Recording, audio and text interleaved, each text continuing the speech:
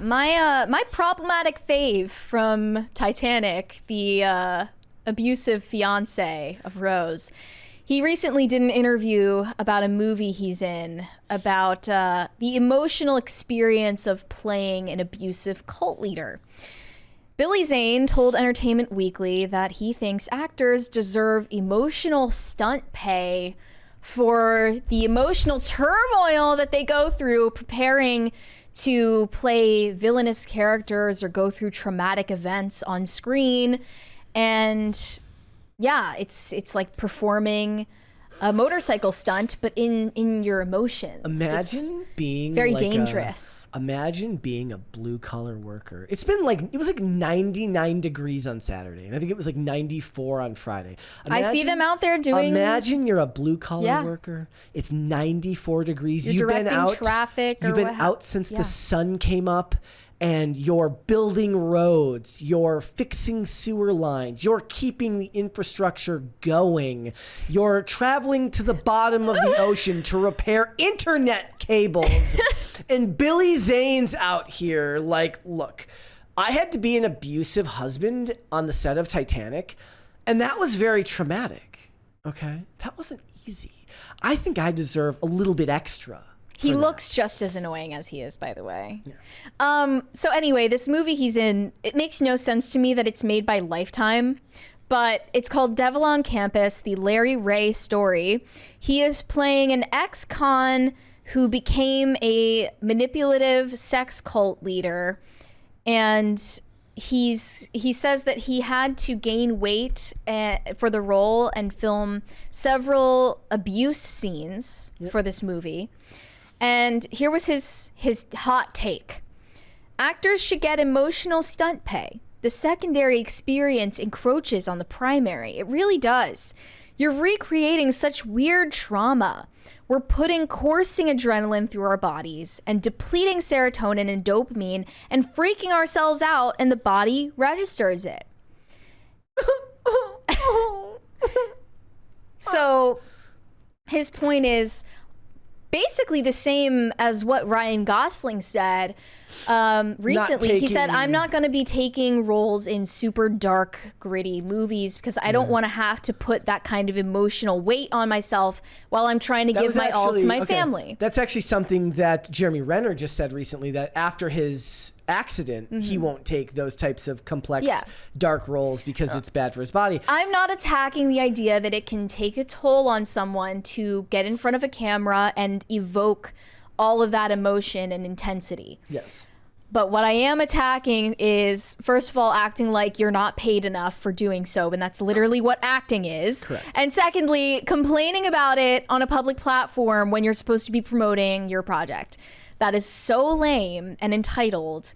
And actors just love self-pity. They are addicted to feeling sorry for themselves and thinking that they're so put upon. They're the most privileged people in society. You know what it is? It's like, well, I'm not a starving artist anymore. I'm a tortured artist. Exactly. Gotta hang on to that identity is because they have to feed on that. Thespian. They have to feed on that to what's my motivation?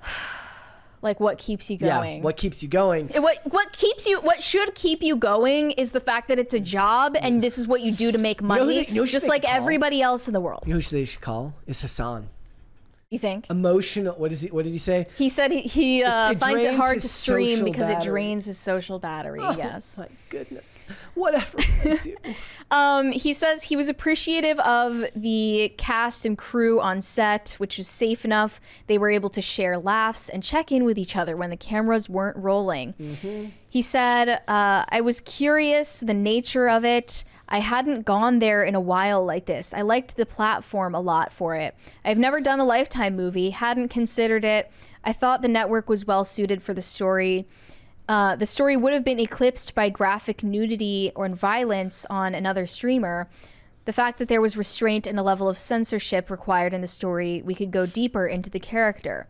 So he's saying he enjoys going through this transformation. He's putting on a bunch of weight because he needs to appear imposing on camera. That's another reason why he feels like he deserves more pay, is because he had to gain weight. It's your job. Work it into your contract. If you don't want to do it, do the role. Just don't complain about it, because it's, at at the very least, complain about it to people in your own social circle, because everybody else is going to. It's very often I will point out that no, people say they're just playing pretend. I say no, acting actually is an art unto itself. It's a craft. It's something you have to hone. You never notice, like you don't always notice good acting, but you definitely notice bad acting. So I'm not diminishing what the job is. I'm saying that have a little bit of self-respect and don't ask for pity from the people who you want to pay money for your product. At least in this interview, Billy Zane didn't say he deserved to have a therapist on set. Yes. That's they all. love that. That's all I'll say.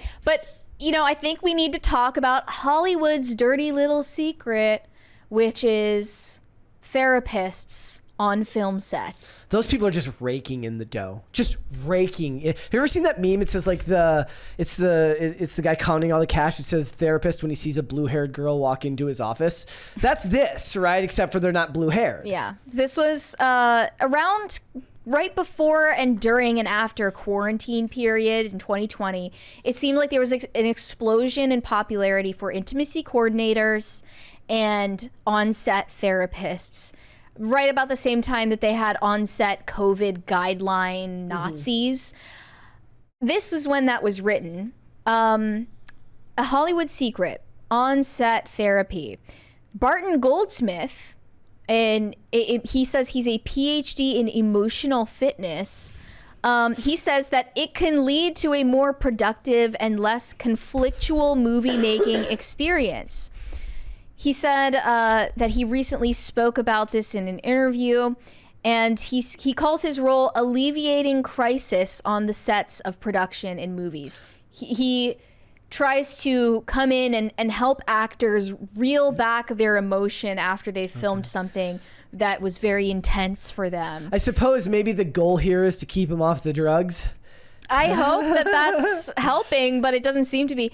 But this says emotions can run high on movie sets, and when they boil over, you need somebody to jump in. My role is to alleviate crisis on sets in the production.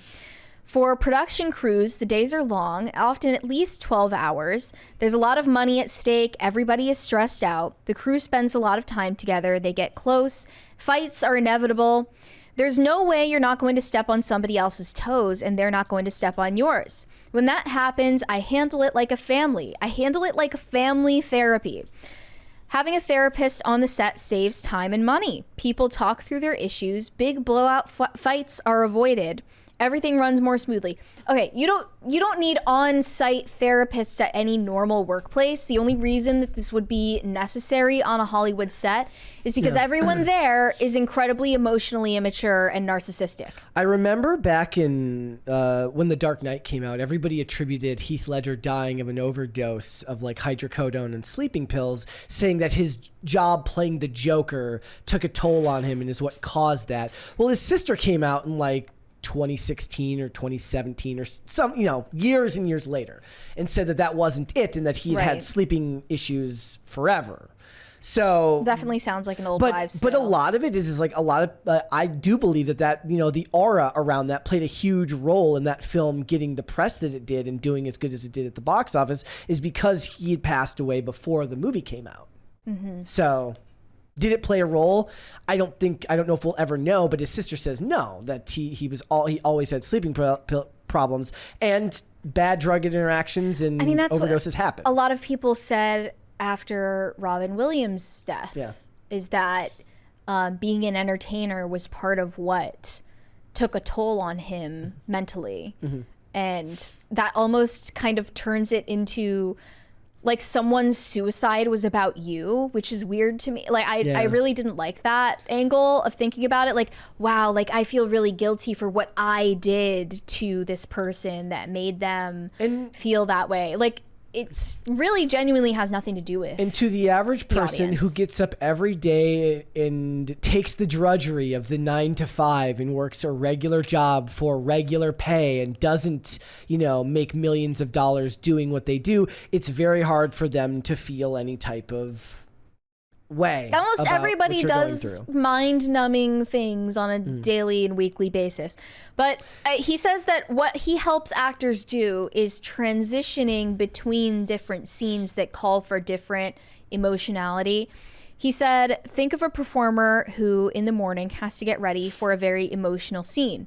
A lot of crying, maybe hitting, fighting, that might bring up a lot of pain and personal experience to do it really well. In the afternoon, they have to completely switch roles and be funny and light. In the meantime, they've still got all the adrenaline and cortisol from all the anger they had to manufacture in their brains and hearts coursing through their bodies. You can't push that stuff away. It's going to keep staying inside until you process it out. And that processing can be talking, crying, beating pillows with tennis rackets. There's a lot of different ways to go about doing it, but if you don't process it, it's going to stick with you. And that meltdown is going to continue until you're able to get in touch with your feelings and release the pain. It would be interesting to see if somebody did a study down the line of drug overdoses and suicides in Hollywood and whether they start to drop when things like this are employed on set. Are they actually helping? I mean, at a certain point, it wouldn't be something you can really figure out anyways. There are plenty of actors who say that acting is acting. Yep. It has nothing to do with my personal life. Yep. I don't feel like I am carrying the weight of the character's world on my shoulders when I leave set. I have my own life, and I know that it's fake. I know that this is fictional, so it doesn't take a toll on me. It just depends on, I guess, whether they're into method acting. Yep. But you don't have to do that to be a good actor. And I just still think it's a childish mindset that in order to do your job, you need a therapist on site at all times to tend to your emotional needs.